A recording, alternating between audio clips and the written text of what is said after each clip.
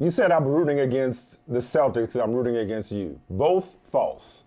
I'm not rooting against the Celtics. I don't root for. I root for stories. You know that I root for stories. I don't root against anybody.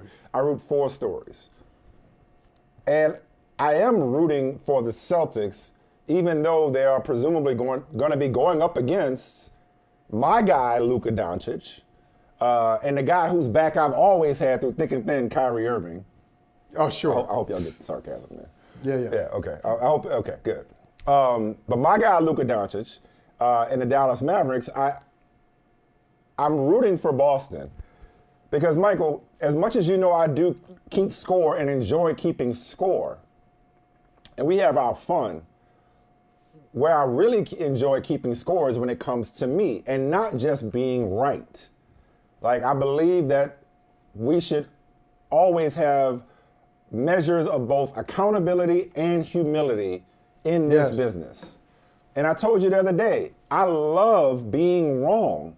I enjoy being wrong. Because usually if I'm wrong, you know what it makes for? A great story. So I talked about, and you called me on it last week, like falling into the trap of assigning, the same shortcomings we've seen in previous postseasons to these Celtics. And I talked about how I feel silly. I was wrong about the Pacers series, but I don't feel silly. But I do regret the reason I'm wrong, which was like late game execution and coaching was not on the Pacers side. I think it was last year. At some point, I remember sitting on this here program in the last 4 years with you and saying that the Jays, it just ain't for them. It's just like maybe they could do it apart, maybe they could do it individually, but just together, it ain't gonna happen.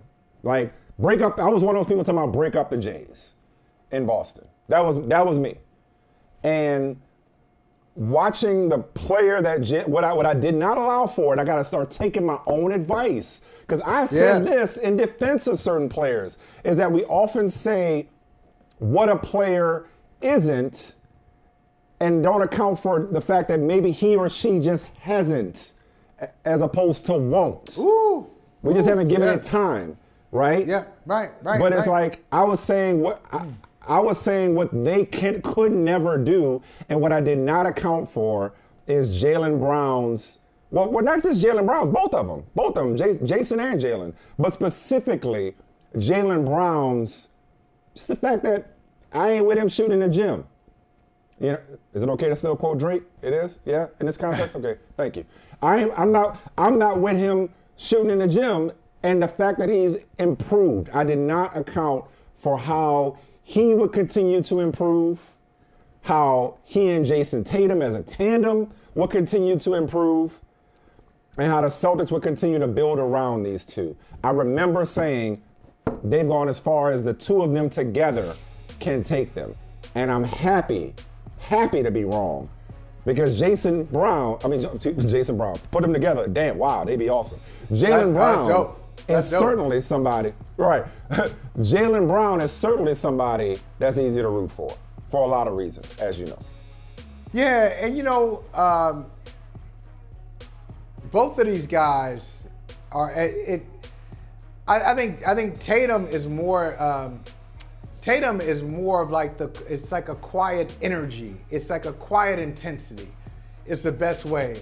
You gotta, we did something on Brother from Another last week on TikTok. Check us out on TikTok. And it was more like, who would I like to see courtside? Like the top 4 players I like to see courtside. And Tatum was number 4 on the list for me that said, you gotta see him up close. Really? When you see him in person, you understand some of the technical stuff that he's doing, some of the technical mastery, and you can see the intensity that's not always obvious when he's on TV. I mean, he's so into the game, but he makes it look smooth.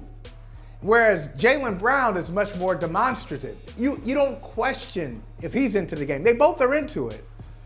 But Jaylen is more in your face. He is more, you feel it more. And so, but both of these guys are into it. Both of them are craftsmen, and it pains them. It pains them to fall short. So I can see it every year. Jaylen Brown has gotten better and better. When he first came into the league, he just wanted to dunk on everybody. His rookie year, he'd go in and just try to dunk on everybody. Sometimes he'd get them, sometimes he wouldn't. But then he developed a jumper. Like last year, everybody teased him. There was a thing going around on X and any platform. Jaylen Brown's left hand. There was like a whole 2.5-minute montage of Jaylen Brown losing the ball as he dribbled to his left. And now we look at him. He's corrected that. So he really has been in the lab. He really has been working on his game. I'm just happy to see it for both of these guys because they've had to endure a lot of commentary. You love to see it. A lot of commentary, a lot of doubt. Let's be careful, too. Well, let's be careful, too.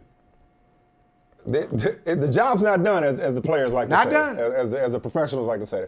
Job's That's not done. right.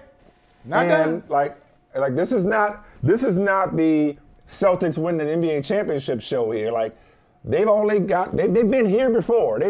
The franchise, this, recent memory, they've been here before, just a couple of years ago. So they could still lose to the eventual Western Conference champion, and the conversation may be different.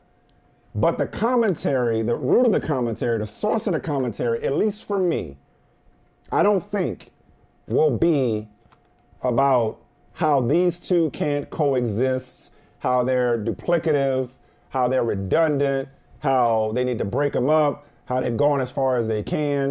It won't be about their shortcomings. It will be more about what, presumably, the Dallas Mavericks do and how they execute in the finals and how they outplay them in the finals. Hold on. I think we can at least put some of the stuff to bed when it comes to Boston, even though they were fortunate, which is not a slight. But you do take an issue with something I said. No, I don't take issue with it. I'm just intrigued. I'm intrigued by something. I'm intrigued. Now last year, I just want to point out, Celtics down to the Miami Heat, zip 3. They come back and force a game 7. Now you just said the Celtics will face the Mavericks. Do you think you see any scenario where not even the Wolves could win it? Could the Wolves force a game 6? Can they get to a game 6?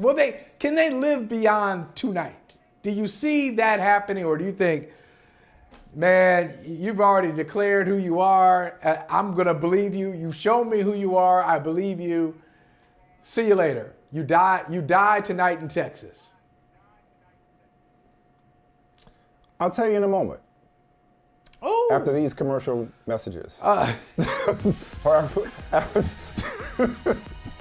Hey, thank you for watching Brother from Another. If you haven't hit that subscribe button, go ahead and do that now. Don't forget, you can catch us 3 to 4 weekdays on PeacockTV.com and on Sirius XM Channel 85.